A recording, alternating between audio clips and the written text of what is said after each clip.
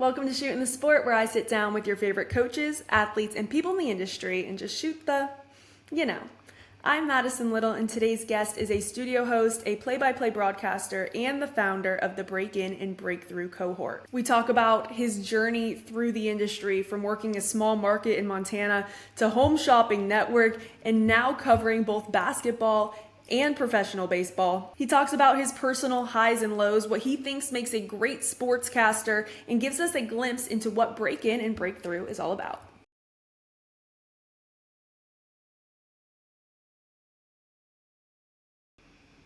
Rich Hollenberg, welcome to Shootin the Sport. Thank you. It's a pleasure to be here, Madison. I am so excited to have you here. You've been a critical piece in my journey as a broadcaster up to this point, so this is going to be so fun to be able to pick your brain a bit further. That's really kind of you to say, and you know how I feel about you off camera, but on camera, I will say you serve as not only an inspiration to sportscasters who are now coming up behind where you are, but you're an inspiration to me because you are everything that the Break In and Breakthrough program is about. And it's great that we got to meet that way, and it's great that we continue our relationship. Well, I appreciate it. We're going to get into break-in and breakthrough in a little bit. Of course, I want to talk all about that. But first, I want to ask you about your journey since you've been so critical in mine. Where did your journey in sportscasting start, and kind of how did you get to where you are now, which is a studio host, play-by-play for some major networks? Well, I mean, we could go way, way back, as you know, Maddie, but let's just say my journey started at Syracuse University. I've known for a long, long time that I wanted to be a sportscaster.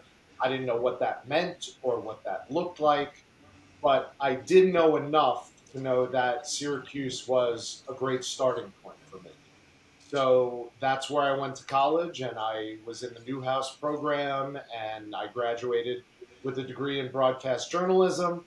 And then I kind of just cast myself out into the world and said, I will do whatever it takes. I will go wherever I can go just to get in front of a camera and get paid for it. So it was a slow process. It was a long process.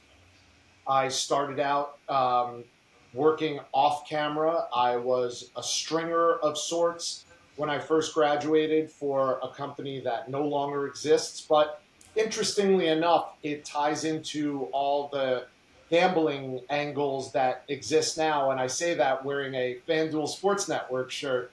But I worked for a company called Sports Phone.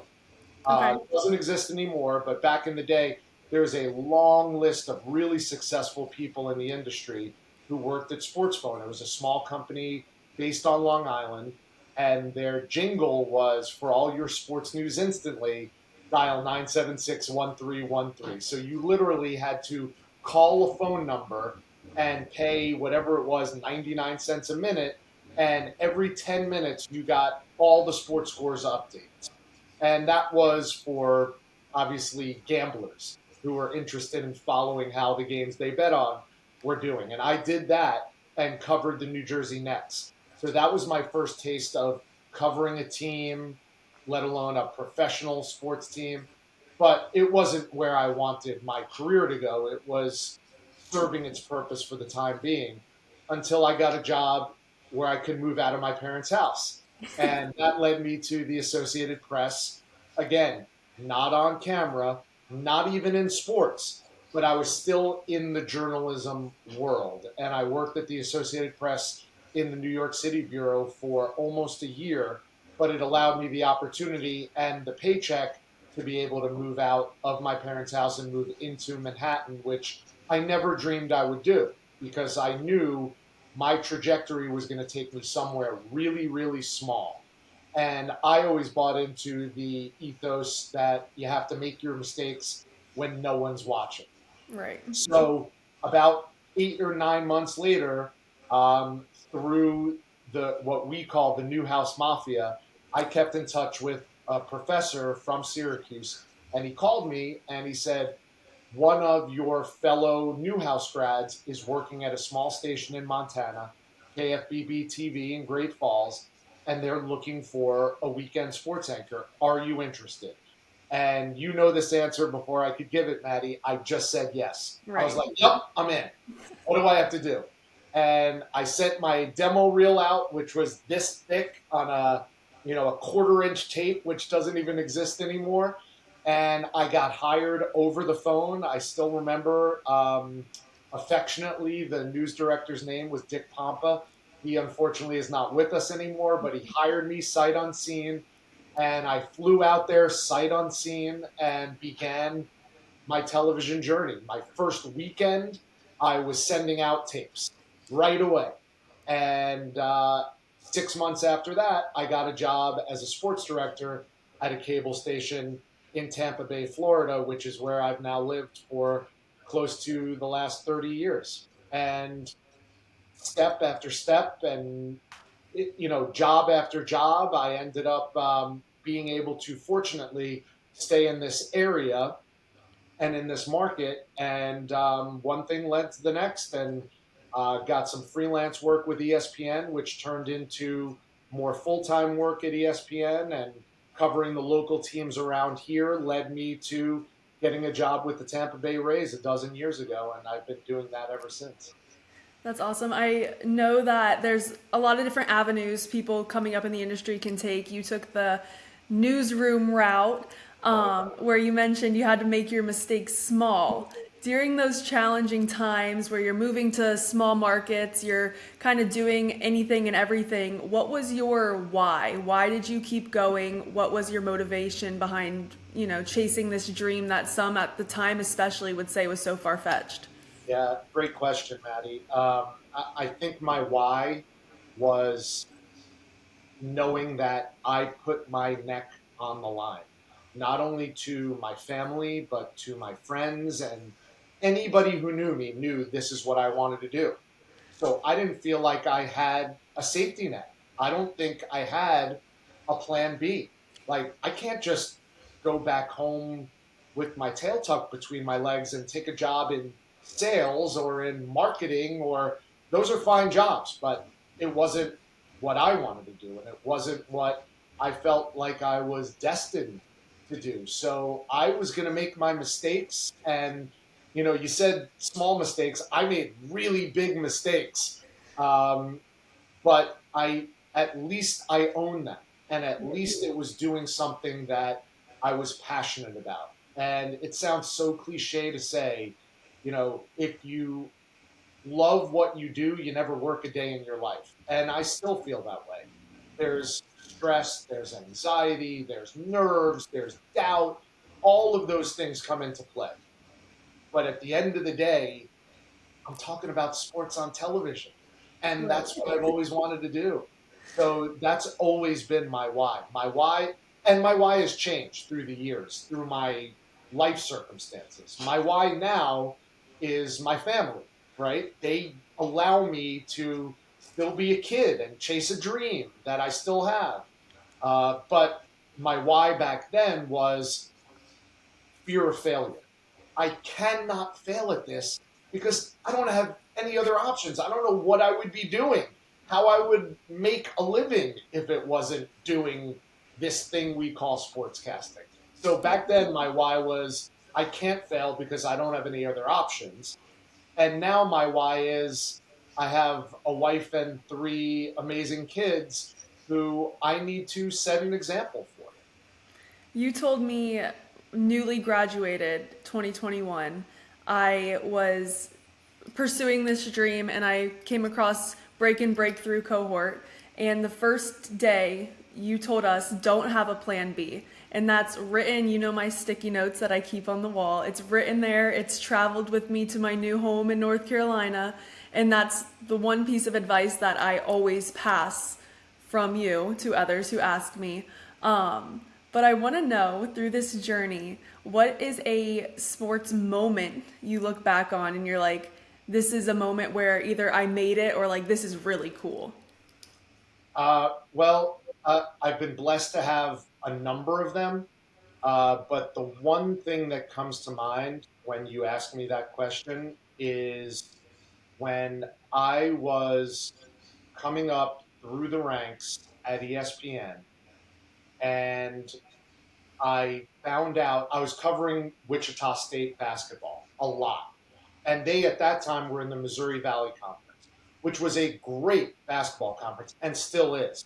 So all love and all respect to the Valley. But it was mid-major basketball, and I had high-major aspirations. And I was, that was at that time the biggest and best basketball that I had covered at ESPN. And Wichita State was really good at that time. So good that College Game Day was coming calling. And Dick Vitale had taken notice. And all of a sudden, we were hearing whispers like, I think Dick Vitale's going to go to Wichita and call a basketball. And there was a lot of buzz about that. Nothing confirmed, Right. but I'll never forget that trepidation, that sense of doom, like Dick's going to come in and do a game that I'm supposed to call, and so I'm going to get bumped off that game. And I love Dick Vitale. I don't know him at the time, but that means that if the game's so big that Dickie V's coming to town, that means that Richie H isn't going to have a chance to call that game. And I got a call from my boss, who at the time was Jay Levy, tremendous guy, still a friend to this day. And Jay said, hey, I know you've probably heard some whispers, some rumors that Dick wants to do a Wichita State game. And I said, yeah, I've heard. And he said, well, we made the decision that Dick is going to do this particular game. And it was, I'll never forget, it was Alabama. And you're going to be on the call with Dick Vitale. And I still get goosebumps and, get in my feelings when I remember that. In the hotel room at that time, and I was like, that was my, I hope it's okay to say this on your podcast, that was my holy shit moment. Like, I really made it. Like, this man who I revered growing up, who made me fall in love with college basketball and ultimately led me to the point where I'm at. Now all of a sudden I'm going to be at his shoulder calling a basketball game. And that was at that point, and probably still to this point, the greatest sportscasting moment that I've had. And like I said, Maddie, I've been blessed to have so many great sportscasting moments that were I can look back on now and say that was a big step up my mountain, my personal mountain. But that one moment, knowing that my bosses believed in me enough, and I had reached a point in my career where I deserved it enough that I was going to be calling a game with Dick Vitale, and it was in my wheelhouse because I knew this team, this Wichita State team, backward and forward, and it was tremendous, and I'll never forget it. And the PS to that is not only did it lead to great series for me to call, but it also sparked a friendship that I have with Dick to this day, which I cherish more than any great sportscasting moment that I could have. It's awesome. I'm waiting for my holy shit moment still, but it's coming. It's coming, my friend. It's coming. On the opposite end of the spectrum, is there a moment you look back on your career that was really tough for you? I know there's a lot of them as we're trying to claw our way up, but is there a moment that was kind of a real low for you? No, I wouldn't say there was a moment, but it's a life lesson that I can share with, and I have shared with you and anybody who cares to hear what some Yahoo like me has to say about it. I would say the quote that always comes to mind, and I love my inspirational quotes, and this is everybody, there's a laundry list of people who are attributed to this quote. I think from my studies, Mark Twain gets credit for saying this, but comparison is the thief of joy. And I remember when I first moved to Tampa Bay and I was working my way up. I was in a great market, but I was at a cable station. I was covering professional sports, but I wasn't regarded as a national sportscaster. Um, Even when I started freelancing for ESPN in multiple venues, I wasn't recognized by ESPN as one of their own. Right. So I suffered that imposter syndrome at a very, very high level. I was an elite imposter syndrome culprit at that time.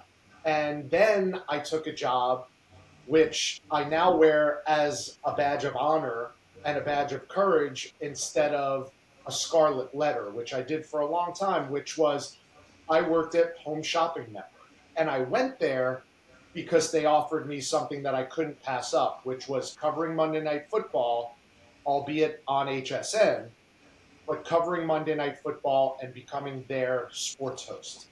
And they paid me really handsomely, and it allowed me to buy a house with my wife, and we were starting to talk about having children, and that was taking me down a personal path in my personal life that I always wanted. So that was great.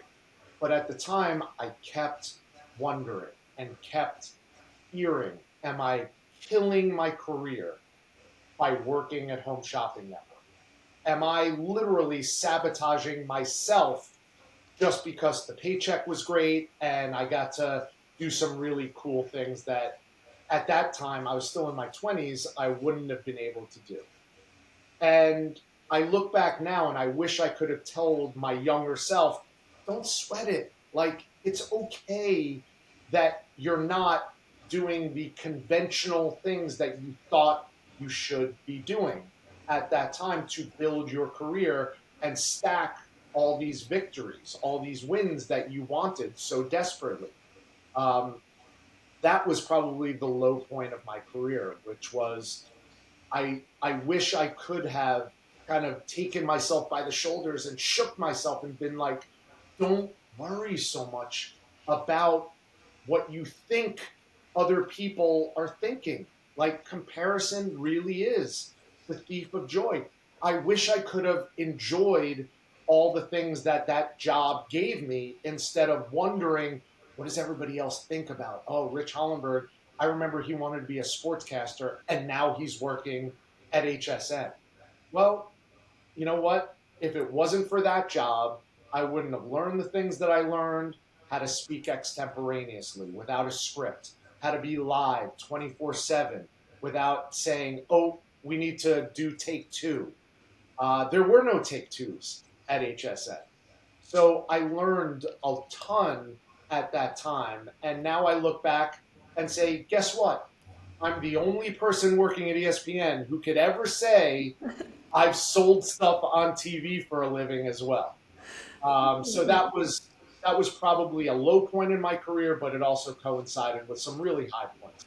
And I think that message is so important because I've expressed to you and I've expressed on this podcast that comparison is something that, especially with social media these days, that I deal with and something I battle. So I appreciate you sharing that and always encouraging me to not do that. But through this journey of yours, you've now decided to give back to my generation of sportscasters through Break-In and Breakthrough.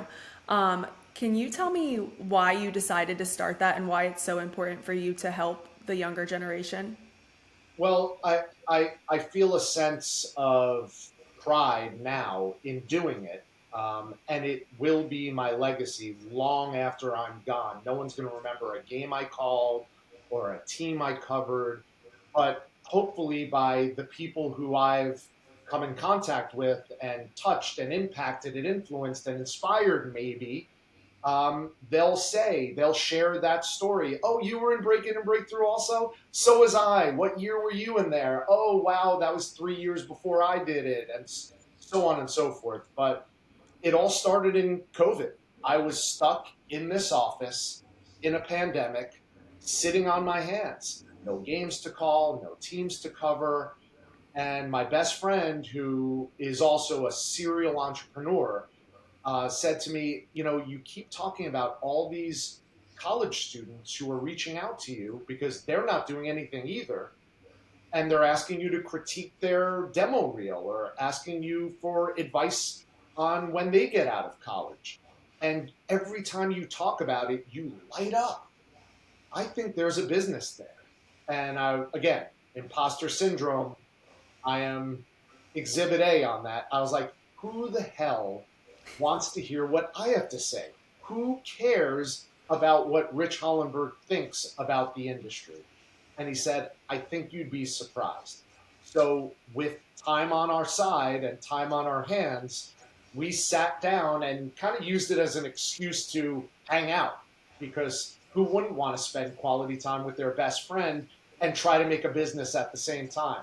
And that's what we did. We on Zoom calls and meeting in person for about a year, we hammered out a program that I thought would be beneficial, and I didn't think at that time existed anywhere else. Because it's not, as you now know, it's not just about here are the ABCs to becoming a better sportscaster. It's also about how do you deal with no?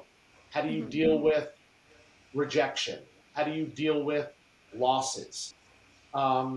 All the anxiety that comes around being in a forward-facing business where everyone is looking at you, literally and figuratively, and judging you, literally and figuratively, and how to handle all of that in an ever-changing space that we call sportscasting. It's changed so much in the last just few years, let alone from my generation when I was coming up to now your generation when you're coming up. So I wanted to do something. I had always wanted to teach, but I never knew what that was going to look like. And then with the advent of Zoom and FaceTime and things like that, I realized I don't have to take a job at a university or something like that to be able to reach a whole lot of people. I could actually do it from the comfort of my home and reach people in an even farther landscape than people who would just be going to one particular college or university. And that's how Break In and Breakthrough was born. And now it's, almost 4 years down the road and 200 alumni who've come through. And I keep getting pushed by my best friend to grow it and expand it and think bigger and bigger and bigger. And that's exactly what we're doing now. And at the end of the day, Maddie, it's, I have to practice what I preach. I have to get comfortable being uncomfortable. And that's what I continue to do with this business is, oh my gosh, no one's ever going to want to do that. Well, let's try it. Let's get uncomfortable and see what it feels like to host a live event with guest speakers and see what the reaction to that is. And if it doesn't work, that's not a no, that's not a rejection, that's a learning point. And the pain points along the way are what leads you to the successes right behind it. That's why all these books right behind me from Ryan Holiday, Stoicism. It's not an endorsement other than I could tell you it's something that's personally helped me in my life.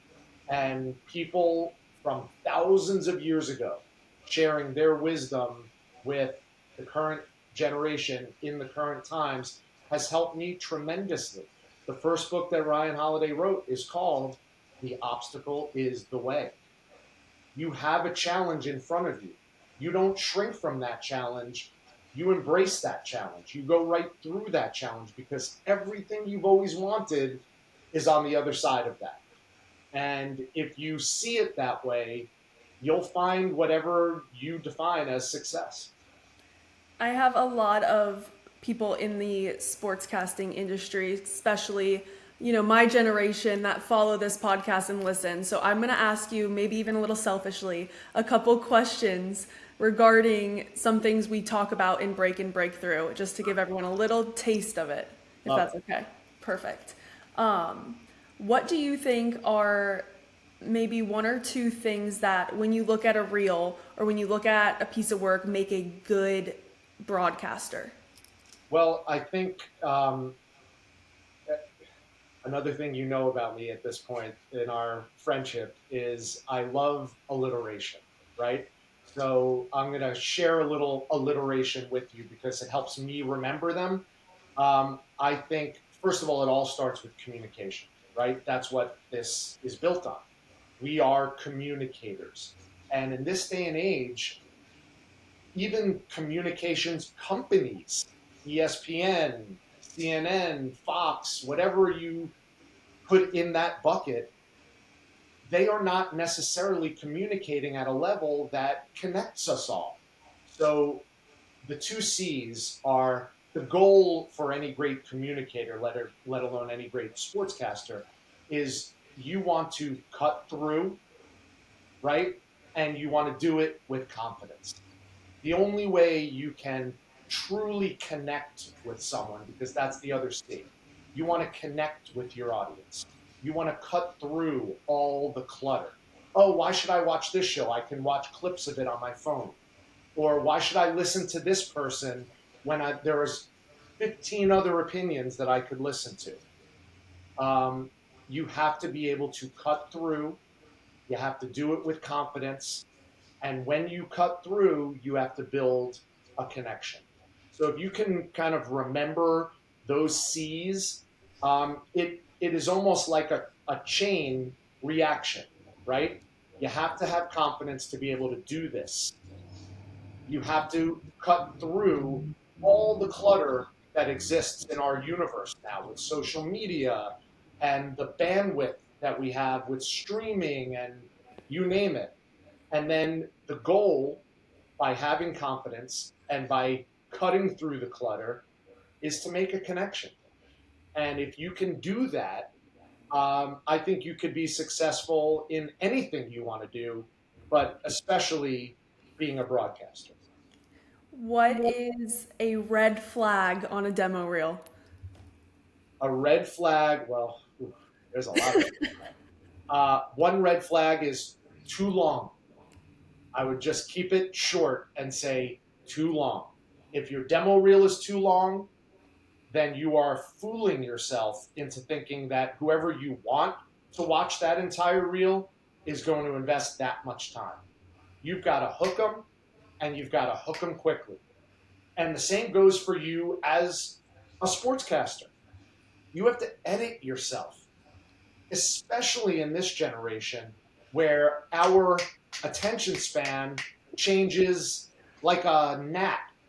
Oh, we're like little cats chasing lights and yarn. It's like, oh, there's a light, let me follow that. Oh, there's a piece of yarn, let me go get that. You have to keep it short. You have to keep it tight. What I tell everybody is the fewer words you use, the more valuable those words become, because we are in the business of leaning in, right? We don't want television, in our case, to be a passive pastime. We don't want people sitting in our chairs like this with a remote control going, I'm bored, click, next. We want people going, wait, what did Matison just say? And then leaning back. And then, wait, what was that question she just asked? And then you lean back. So it's more of an active participation that you have. That's what you want as a sportscaster. So you, again, going back to, keeping it short, if you just blather on and on and on, you're going to lose the attention of your audience. So that would be a huge red flag for me. Too much talking, too long of a demo reel, that's a big time red flag. And last one, selfishly for me, what do you think makes a good question from a reporter? Well, I think you've pretty much nailed it. So if you don't know or you need a reminder, open-ended questions are the best ones. I like to say the dumbest questions get the smartest answers, but that's just because that sticks in your head. I don't mean the question should be dumb. I think you can ask really smart, bright questions if you do it succinctly and use the right verbiage. So the easiest way to remember it is how or why. Those are open-ended questions. How did it feel when you hit that home run? Why did you take that slant route when you could have gone with a post pattern? Right. Because that taps into the idea that we aren't the stars. The people next to us are the stars. So in your case, Maddie, you're a sideline reporter. You want the player or the coach who you're interviewing to be the star because that's who the audience really wants to hear from. That's the access that we as sportscasters can give them. So by virtue of asking open-ended questions, you are not boring them with your long-winded question or stats that lead up to finally a question being asked. You ask a short, succinct, well thought out, open-ended question, and then let them shine. Because when your co-host or the analyst, or in a reporter's case, the person you're interviewing looks good, then we look good. Because the spotlight is big enough for it to reflect well on us. And really that goes back to, you asked questions about a demo reel. That's what people are looking for on demo reels. That's what the decision makers are looking for on demo reels. Are they succinct? And do they understand that making the other people look good makes this sportscaster look good? And last one for me, where can people go to sign up for Break In and Breakthrough, and who should sign up for Break In and Breakthrough? Well, I appreciate you asking that. It's my name. My website is my name. I stand by it. I am 100% transparent in that. So it's richhollenberg.com. There's two H's in there, RICH and then Hollenberg. You could just do a Google search and you'll find it. And I set out, my goal was to make this program and this community that we built as universal as possible without it being, only treetops information, because we get into the weeds in this program. But I want people to understand that if you want to be a reporter like Matison Little, if you want to be a host or a play-by-play announcer like Rich Hollenberg, you will learn something and important things from this cohort. But it's also age ranges and whether you identify as a male or a female or whatever color you are or whatever nationality you are. I'm proud to say that I actively recruit diversity because I know that that's what the world looks like and that's what sports fans look like. So I want as many women as men. I want as many black people or yellow people or brown people as white people. And I don't discriminate on age either. Whether you know this or don't know this because of the group that you were in, Matison, I've had people who are in high school take this cohort. If you are passionate enough about it and have the baseline of talent for it and you're only 16 years old, come on in. Same thing on the other end. I've had people in their 40s come through the cohort as well.